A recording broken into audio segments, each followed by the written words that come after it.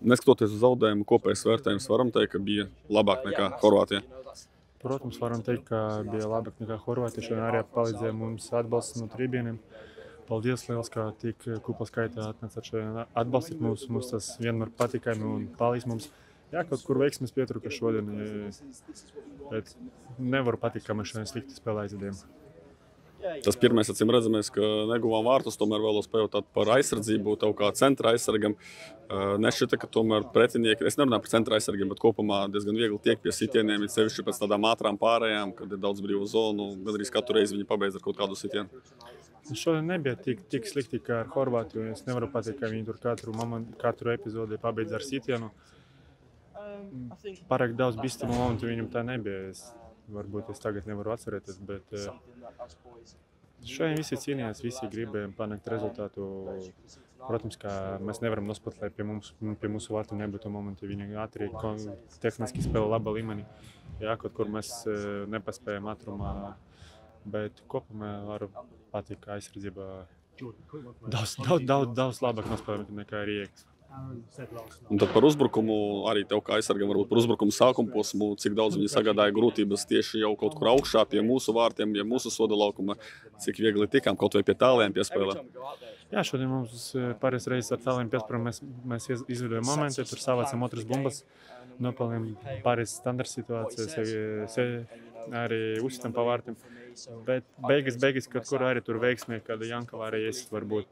Veiksmes pietruka, bet vajag vairāk momentu. Mums pārāk maz momentu mēs izvējam pie pretinika vārtiem.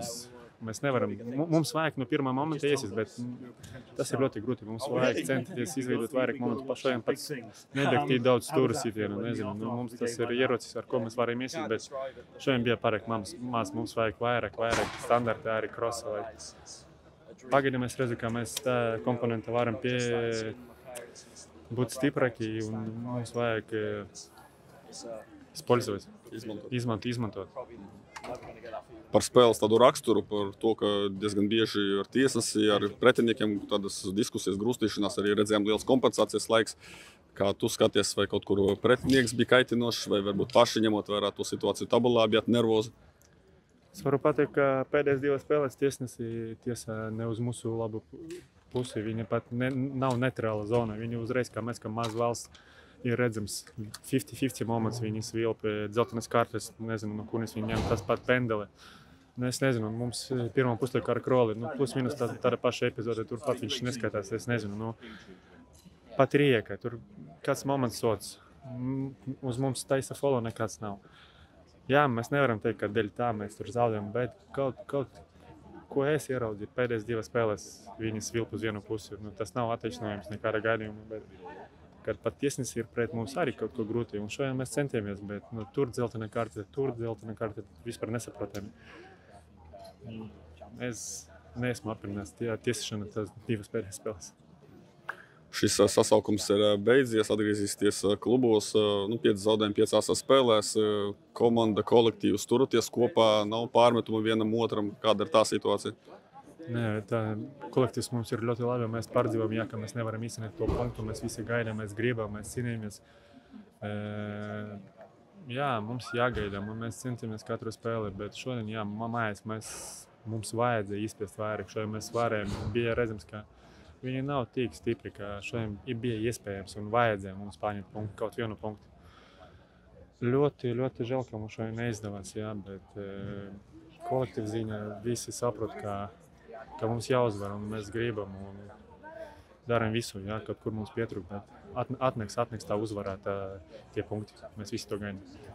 Diezgan loģiski, ka pie tādas tabulas vislielākā kritika tiks raidīta no līdzstājiem, arī žurnālistiem, trenera Daņa Kazakeviča virzienā. Kā jūs uz šo reaģējat, cik ļoti gribat palīdzēt trenerim? Skaidrs, ka septembrī tagad tas vairs nesanāks, bet nākamajā nometnē. Līdzstājiem vajag drusku nomierināties, nezinu, viņam vajag arī saprast, kas notiek vispār, kur mēs spēlējam, kur citi spēlē, Viņu, protams, ka visi grib uzvaras, tikai uzvara, un pēc tam viņu runas, kādi maliči. Bet vajag arī skatīties dziļi. Un šeit es neko neredzu, nevienu pārmetumu trenera pusi, mēs kolektīvs labs, mūsu treneris tam ļoti labs, mēs ne tā kā būvējam komandu, mēs taisam komandu arī nākotnē. Mums ir daudz jaunu džeku, kuri šodien, piemēram, tas Edis Daškevičs jau tur 5. spēli. Viņi tur 20 gadi tikai. Jā. Mēs arī skatāmies uz priekšu, bet, protams, vajag tie punkti. Un tad nav attīstinājuma, ka mums nav tagad 0 punkti. Vajag izcināt un vajag ticēt visiem. Ne tā kā tur pēc spēles katra zaudējuma tur visi raksta, kā tādi eksperti, divani eksperti. Bišķiņi vajag nomierināt. Saprotams, ka visi grib tas uzvaras svinēt kopā, jā, bet arī vajag iedziļināties. Robert, kādas ir tavas sajūtas pēc mača? Pēc tādas zaudējuma sērijas laikam grūti komentēt kaut ko. Nu, mēs spēlējam, kā spēlējam, un tie punkti mums nenāk. Un, ja mums punkti nav, tad mums ir jāpieņem kritika. Tur nav nekāda beigie varianti. Tāpēc, laikam, man vairs nav ko komentēt. Labi, tad pamēģināšu kaut kādu specifisku jautājumu par spēli, jo saprotu, ka emocionālais stāvoklis nav tas labākais. Uzbrukumi pats pie kaut kādiem centrējumiem tika standartu nebija daudz, bet tomēr atradās daži, kā uzskati, ka pēc 0 gūto vārtu elītē. Nu, droši vien tas klasiskā atbilde, kad kaut kur meistarī pietrūkst, jo tiešām kaut kādu momentu mums bija tomēr arī pirmā puslaikā, tur galvu vairākas reizes sitām. Kamēr mēs nestīsim tos gols, tikmēr grūti būs ieķerties spēlē. Cerēsim, ka nākamajās spēlēs mums izdosies to bumbu dabūt vārtu. Par aizsardzības darbībām varbūt arī atļaušos mazliet pieķert Horvātijas spēli, to pašam ne tā veiksmīgākā spēle pāris epizodēs. Kā vērtē visas komandas aizsardzības darbības pašam personīgi, vai nav sajūta, ka kaut kur pēdējā laikā izlasē, ja ne gluži kritums, tad kādas problēmas tieši aizsardzības spēlē? Nē, bija neveiksmīga spēle pret Horvātiju, tur nav ko noliegt, bet laikam gan pašam individuāli, gan arī kā komanda parasti mūsu stiprā puse bija tā aizsardzība, gan sotlaukumā, gan tur, un mēs kaut kā pārāk viegli ielēdām tos golus. Protams, arī bišķiņi laikam nepareizi paši nospēlējām, nosēdāmies pa zemu un ļāvām Horvātijai pārāk viegli spēlēt. Viņiem, ja ļauj tā spēlēt, viņi ir viena no top izlasēm pasaulē tieši bumbas kontrolē, tāpēc bija ļoti grūti. Par šodienas to pēdējo epizodi, kas pēdējā minūtē pielika punktu pēdējām cerībām, tu nokriti, varbūt arī vari pastāstīt par šo situāciju? Viņš man pienāca no muguras un trāpīja vēderā ar elponu vai roku ar kaut ko aizsit man elpu. Manā uztverē tas bija sots. Nezinu, es neesmu redzējis video, varbūt tas izstījās kaut kā, kad nebija sots. Viņi skatījās vāru, viņš teica, ka nebija sots, tiesnesis blakus stāvēja. Grūti man tagad komentēt. Manā uztverē, man aizsit elpu, tātad viņš kaut ko man izdarīja. Ne jau es vienkārši pats nokritu. Šodien vispār diezgan daudz, kas izrādījās atkarīgs no tiesnešiem. Gan 11 metru sodstiens, varbūt arī Krollis cerēja uz mūsu pendeli, tāpat Jāņa Ikaunieka situācija, kur skatījās sarkano. Tu tikko noraksturoji šo pēdējo epizodi, sakrājies diezgan daudz. Kādas bija sajūtas laukumā, vai izjūti kaut kādu netaisnību, vai tieši pretēji viss bija kārtībā? Laikam es jau kaut kur biju teicis to, ka kamēr mums nav rezultāts, tie tiesneši arī mūs nerespektē. Te nav ko komentēt, jo vienkārši 2 vienādas epizodes, ja viņi nokrīt, viņiem ir 100% sods. Raimondam cik reiz šodien pa galvu trāpīja ar elko un nereiz neiedeva sodu. Tas ir vienkārši respekts no tiesnešiem. Man ir pirmais sods pretinieku laukuma pusē, es knapi pieskaros, man uzreiz iedod dzelteno, un pēc tam es vairs nevaru spēlēt agresīvi un tā tālāk. Tas ir tīri respekts no tiesnešu puses, nekas vairāk. Arī bija tādas verbālas sadursmes, ne tikai verbālas, arī fiziskas ar pretiniekiem, par šiem Velsas futbolistiem, par ko tur klasiskās sporta pusē vai kaut kas vairāk? Tas ir tieši tas pats, kad mēs kaut ko mēģinām atbildēt, tur varbūt paprovocēt, viņu uzreiz, piemēram, grūž un tiesnesis vienkārši nelieks. Ja es būtu tā izdarījis pretiniekam, tā būtu tīri dzeltenā uzreiz. Viņi var grūstīt mūs kā grib, es nevaru atbildēt, tāpēc, ka es zinu, ka es uzreiz dabūšu kartiņu. Un tas ir tas pats respekts vienkārši. Mēs viņiem runājam, mēs varam tikai verbāli viņiem atbildēt, jo aizsik mēs viņus nedrīkstam, tāpēc, ka mēs uzreiz tiksim sodīti. Cik liela vēlme ir palīdzēt treneriem Kazakevičam, kuram 0,5 spēlēs arī spēlētāji dabūs kritiku noteikti, bet pirmkārt jau skatās vienmēr šādās situācijās treneru virzienā? Es domāju, ka noteikti šeit nevar kritizēt tikai treneris, cik viņam ir laiks mums sagatavot šīm spēlēm. Mēs spēlējam laukumā, ja mēs nevaram nevienā spēlē paņemt punktus, tad paņem jebkuru treneru. Es domāju, ko tas mainīs, ja spēlētāji laukumā nevar paņemt punktus. Tāpēc mēs paši uzņemam savu kritiku. Es domāju, ka mani komandas biedri man piekritīs, ka visiem pilnīgi vienādi jāuzņem šī kritika, un tas ir tikai normāli. Un otrā virzienā, kāds varbūt bija treneru vērtējums, atkal, ja drīkst tā salīdzināt spēli pret Horvātiju, kas visiem šita ļoti slikta. Šodien cīnījāties, ar vienu ausu dzirdēju, ka treneris izteica arī zināmu vismaz komplimentu par šo cīņas sportu tieši par šodienu, vai arī ģērbtu vai līdzīgi bija, ka to spēli negatīvi novērtē un šo jau mazliet pozitīvāk un nevis ar kaut kādām nepatīkamām sajūtām atvadījāties tagad līdz nākamajai pauzē, bet kaut cik sakarīgām. Skaidrs, ka šī spēle bija pozitīvāka, jo tur bija pavisam bēdīgi Horvātijā, mēs to paši saprotam. Bet, ko es varu pateikt, ja mēs vēl necīnīsimies, tad vispār es nezinu, ko mēs tajā laukumā darīsim. Mēs noteikti nevaram pazaudēt cīņas sparu un vēlmi cīnīties par punktiem. Ja mēs to pazaudēsim, tad būs ļoti bēdīgi. Bet mēs iesim uz priekšu, ceram, ka mums izdosies nākamajās spēlēs. Es saviem partneriem noteikti novēlu to, ka mēs nevaram pazaudēt šo cīņas sparu, jo kaut kur nevar teikt, ka Horvātijā viņš pazuda, bet mēs neizpildījām to, ko gribējām, un tāpēc mums īsti līdz galam nesanāca. Atļaušos vēl vienu jautājumu, gan tev pievēršu uzmanību. Uz vienas rokas noliekam 0 punkti 5 spēlēs, uz otras rokas noliekam, ka jūs cenšaties un darāt, ko mākat. Šādi sverot, esat pelnījuši līdz atbalstu nākamajās mājas spēlēs un pilnu stadionu? Es domāju, ka šo spēli, ja līdzdēļ jautās, kā bija spēle, ja viņi neņem visas iepriekšējās spēles un to, ka 0 punkti, es domāju, ka viņi neteiks, ka bija drausmīga spēle un ka viņi vairs nenāks uz šīm spēlēm. Es ceru, ka viņi tomēr nāks un atbalstīs, un atbalsts bija ļoti jūtams. Tomēr var redzēt, ka mēs mājās spēlējam labāk nekā izbraukumā, jo ir tas atbalsts un mums ir vieglāk.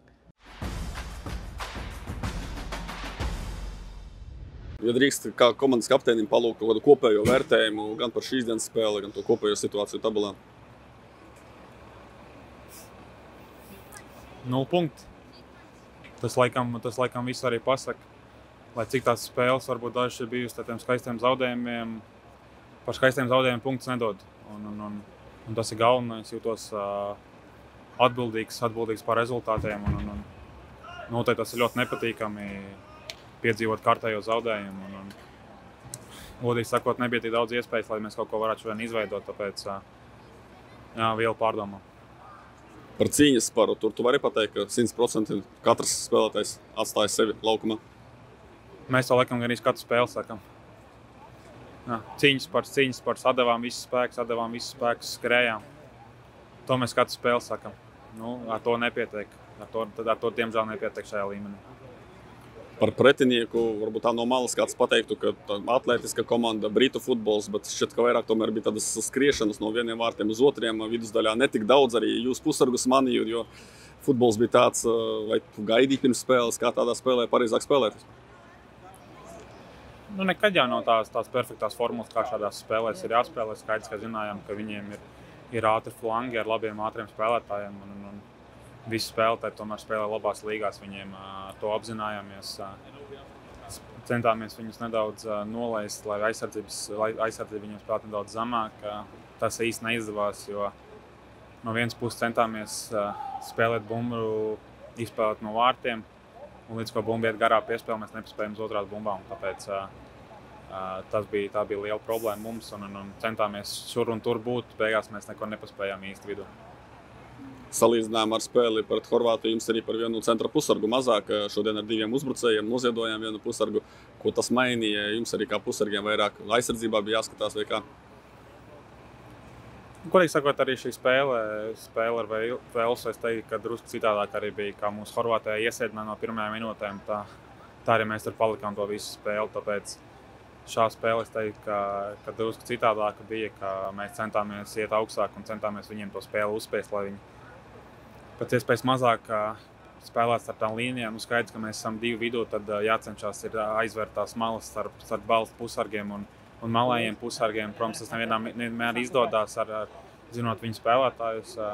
Centāmies to izdarīt. Protams, ka darba apjoms liels jāizved vidū, bet tas laikam tā lielākā izmaiņa. Šodien bija sajūta, ka atkal runājot par 2 uzbrucējiem, atkal esam atpakaļ pie Daiņa vertikālā futbola. Vai vairāk tas izteikti bija pēdējās minūtēs, kad devāties, metāties, atspēlēties, vai visas spēles garumā? Kāds vispār bija tas uzstādījums pārējā no aizsardzības uzbrukumā? Laikam jau visas spēles garumā mēs tā spēlējām. Īsi jau mēs to bumbu nekontrolējām. Varbūt tur pirmā puslaika beigās varbūt mēs pārgājām tā pāri un to bumbu nedaudz pakontrolējām, bet kaut kā mums laikam nav tā pārliecība uz tās bumbas, ka mēs varam to bumbu spēlēt un mēs varam to bumbu kontrolēt. Nu jā, laikam kaut kā tāda vienkārši varbūt mēs varam to malu samainīt un mēs varam spēlēt drošāk un varbūt kaut kur tās lietas nesasteigt un tomēr liels darba apjoms palikt aizsardzībā un pie pirmās vai otrās piespēles pazaudēt bumbu uzbrukuma darbībās nav tā patīkamākā sajūta. Šobrīd, ja skatās uz klubu karjerām, uz spēles laiku, tu droši vien spēlē vis tādā spēcīgākajā pozīcijā no izlases šaļiem, plus esi kapteinis. Vai Dainis Kazkevičs ar tevi arī kaut kā atsevišķi aprunājas, liek nodots ar tevi meseģu pārējiem, vai tu esi vienkārši kā viens komandas dalībnieks un tikai spēļu laikā tas izpaužas? Tādas īpaši kaut kādu meseģu man nav jānodot komandai caur treneru, tāpēc jā, esmu daļa no komandas un esmu atbildīgs šodien par rezultātu arī. Jā, šodien piedzīvojām zaudējumu, tāpēc žēl, ka tā. Un noslēgumā šobrīd cikls jau iegājis otrajā pusē, 5 spēles nospēlēts, 3 atliek. Pamazām jāsāk domāt, lai nepaliktu vispār uz nulītes, vai tādas kaut kādas runas izskan komandā vai no trenera, vai tomēr joprojām cerat, ka katrā mačā cīnīties par punktu? Tad es domāju, ja mēs domāsim, kā nedabūt nulīti, es domāju, ka mēs labāk vispār varam neiet uz laukumu. Tas ir pilnīgi absurdi, es domāju. Iet uz laukumu, tāpat mēs ejam un ceram un cīnamies par tiem rezultātiem, mēs ceram tos rezultātus iegūt un tā pašsadēva ir, ko mēs pirms tam runājām, bet jā, kaut kas pietrūks un es noteikti tikt izdarīt analīzi, lai nākamajās spēlēs mēs pie tiem punktiem aizsartos. Tikko pirms sarunas teici, ka negulēsi, tas tikai šī vakara dēļ, šīs vienas spēles dēļ, vai viss kopumā jau uzkrājas tie rezultāti slikti un tas pesimisms kaut kāds? Nē, es domāju, tas tā ir pēc futbola spēles, kur tiešām ir centība izsmelt savus visus resursus un arī pirms spēles tie paši stimulanti, kofeīna un adrenalīns un kaut kur pārgurums un tagad jau ir viens principā, tāpēc es domāju, ka tas ķermenis novērnāsies kaut kur iespējams uz kādiem 6 no rīta, tad es arī iemikšu. Taviem komandas biedriem jau uzdevu tādus vispārējus jautājumus ar tevi mazliet atsevišķas epizodes, ņemot vērā, ka tu epicentrā nereizi viens šodien nonāci. Pirmkārt par to var epizodi, kur tu nokavēji, jūs esat pretiniekam diezgan augstu, tuvu ceļgale. Lasīju Velsas žurnālistus, tie bija neizpratnē kādā veidā, sarkanā, kā pašam izskatījās. Es tagad, ja godīgi arī pēc augstās vannas redzēju atkārtojumu, man bija tur draugs atsūtījis un es ja būtu tiesnesis, es visticamāk dotu sarkano kartiņu. Kas izskrēja cauri galvai, kamēr skatījās to epizodi, cik ļoti nožēloja, ka tādu uztaisīja? Es centos neko nedomāt, taupīt spēks, vēl bija 20 minūtes vai 25 līdz spēles beigām un paļāvos uz tiesnešiem. Epizode jau bija pagājusi, es domāju, es tur būtu kaut ko baigi emocionāli reaģējis, tas nebūtu neko mainījis. Pirmā puslaika beigas un mūsu ofensīva, vispirms tavs sitiens ar galvu, arī vēl atliekusī bumba, varēja kaut kā labāk uzsist, gūt vārtus. Tur bija čirks un tā vajadzēja ātri norēģēt un tas leņķis arī bija diezgan ass, bet varēja veiksmīgāk tie tuvējā stūrī trāpīties jau ar atstiem centos, jo tas laukums bija diezgan slidens un būtu pasīts garām, varbūt būtu arī vārdi bijuši, bet varbūt, es nezinu, tā bumba bija diezgan augsta. Ar krūtīm varēja pieņemt, jo tas aizsargs bija muguras. Es nezinu, vai viņš būtu paspējis pagriezties un tā kā aizsīsts jau. Bet jā, es domāju, galvas diezgan ok spēlēja, tāpēc vajadzēja kaut kā veiksmīgāk. Uzreiz sekoja stūrstiens un vēlreiz nonāca piespēlētāja pozīcijā. Neizsniedzās mūsu, ja meklēja Robertu Uldriķi vai kāds bija tas nodoms? Tas bija ar Ārmalu, ka es Robertam devu? Jā, Ārmalim, jā. Jā, tur es redzēju Roberts, viņš skrēja iekšā starp diviem, gribējās viņam tajā kabatā ielikt, viņš tomēr augumā 2 metri gandrīz, un ja būtu kaut kā bišķi tur veiksmīgāk, viņš jau aizskāra. Un tur pat pie veiksmes Krols aiz viņa skrēja un jau bija gatavs noslēgt otro štāngu, bet tur arī nedaudz pietrūka, lai mēs gūtu akcijā. Un tāpat, protams, par jaudīgo sitienu jau mača izskaņā, kad Hanzas ielas pusē esošiem šķita, ka ir gols kaut kur no Aleksandra Cauņas par Šveici, kaut kur atgādinājums man personīgi cik tur pietrūka. Es domāju, ka kāds pusmetrs izstījās, ka pietrūka. Tas mēs gāja, ka reiso savu spēcīgā kāju vidu, un tad tas viens paklup, man liekas, un tad likās, tas vārds stāv pa vidu. Ātri pastījos un gribēju sist, būs, nebūs. No tā nav tā, ka es mācētu precīzi vienmēr iesist. Noklausījos kolēģiem sniedz interviju par veselības stāvokli. Lūdzu arī mūsu skatītājiem, klausītājiem arī pastāst, kas par lietu. Man aizmugurējas muskulis kreisai kājai ir. Tur bojājumi nelieli mikroplīsumi bija pirms 10 dienām. Arī klubā nespēlēja to pēdējo spēli. Un visu laiku viņš ir tāds velkošs un sāpošs. Es domāju, pēc 90 minūtēm tur nekas nav uzlabojies. Iespējams, vēl kāds pārbaudu uztaisīšu, bet rīt parīt ar ārstiem konsultēšos mums komandā un redzēs, kā tur būs. Bet es domāju, ka ķermenis bišķiņ prasa, tā kā, kad vajadzētu atpūsties, bet kā un kas redzēs. Kā šādās reizēs notiek komunikācijas starp klubu, RFS un izlasi, ņemot vērā, ka RFS drīz lielais Rīgas derbijs, izšķirošais derbijs par čempionu titulu, un tu nelīdz galam vesels spēlē izlases rindās? Es tā baigi negribu komentēt. Protams, klubs grib, lai es esmu klubā gatavs, izlases grib, lai es esmu izlasē gatavs. Un es pats uzskatu, ja ir spēle un es treniņos apmierinu trenerim, kāds es esmu, jo varbūt, ja nevar tur sprintot pilnīgi uz 100, tad jau tas ir trenera lēmums. Un es esmu pats gatavs iet laukumā un spēlēt. Tādā gadījumā, ja tas ir vajadzīgs un galīgi nav kaut kas jau saplīs. Bet arī... labi, nākamais jautājums. Es neprovocēšu arī. Atgriežamies vēl pie spēles. Atšķirībā no Riekas spēlēja flangā par malajo pussargu, bija ierastāk, juties efektīvāks laukumā. Ja godīgi, es tieši kreisajā flangā nebija ļoti sen spēlējis. Ja bija tas flangs, tad tas bija parasti labais flangs. Bet arī aizsardzībā bija Cigaņīgs, viņš tāds uzbrukošs spēlētājs, un tad kaut kā mums tā saspēle bija pa laikam sanāca un kaut kas izveidojās. Bet ir ok, ja zem kreisās kājas var arī to early cross uztaisīt, un ja arī no otras puses Savaļņeks spēlē, tur viņš bieži centrē, varbūt ne šajā līmenī tik bieži kā virslīgā, bet otrajā stāvā pietiekoši labi var noslēgt to tālo štangu un atrast tās nezinu, to timing, kad kaut kur ieskriet un izvēlēties to pozīciju, vai kaut kāds moments pie bumbas atlekšanas, vai tas pats kross Udriķim. Tā ir ierasta pozīcija, nav nekas jauns, un es jūtos tīri ok. Netik bieži Raimonds Krollis nospēlē visu spēli, izlases sastāvā lielās spēlēs, nerunāja par pārbaudas mačiem, Baltijas kausiem un tam līdzīgiem turnīriņiem. Kā tev arī kā tādam saspēles veidotājiem, kurš meklē to pēdējo piespēli, 2 uzbrucēji Krollis, kā tu viņus meklēji? Es uzskatu, ka Krollis ir ļoti domājošs un inteliģents futbolists uz laukumu. Viņam ir tas, man liekas, kā saka, futbola IQ diezgan augsts. Viņš māca atvērties un pieturēt to bumbu un tos pieskarienus no aizsargiem uztaisīt. Varbūt viņš nav pats masīvākais, bet tieši ar to domāšanu viņš to var kompensēt. Es ceru, ka viņam tur Itālijā izdosies aizspēlēties, jo viņam ir talants un ir dotības. Man ar viņu patīk spēlēt, un ja kaut kāds saspēle izveidojās, viņš vienmēr pārēdz laukumu, un viņš var vienā pieskarienā nomest 2 un labs futbolists. Un par sportisko niknumu šodien tāda diezgan asa spēle pret velsiešiem. Tiesasim arī nācās pasvīst. Tas atkal vairāk skatoties uz tabulu šis niknums, vai kaut kā viņu spēles stils nokaitināja, vai līdzsteidzina uz priekšu? Es uzskatu visu kopā, tomēr tā arī ir izlases spēle, mums nav punktu, mēs spēlējam mājās, un ja kaut kur spēle neveicās vai nepadorās, es domāju, agresija un niknums, tas ir minimums, ko mēs varam darīt. Un pēdējais, tie nav mani vārdi, esmu dzirdējis, ka varbūt reizēm, ja tik daudz pesimismu, zaudējums pēc zaudējuma, ka varbūt labāk dažam labam tā izlase nāk par sliktu, pēc tam ir grūti iet ritmā, jo vienas negatīvas emocijas, no publikas kritika, kā paši spēlētāji izjūt kaut kādu gandarījumu, patiku spēlēt Latvijas izlasēt šādos brīžos, kad ielikst zaudējumu sērijas. Es ar prieku vienmēr braucu uz izlasu un esmu priecīgs, kad var pārstāvēt savu izlasu.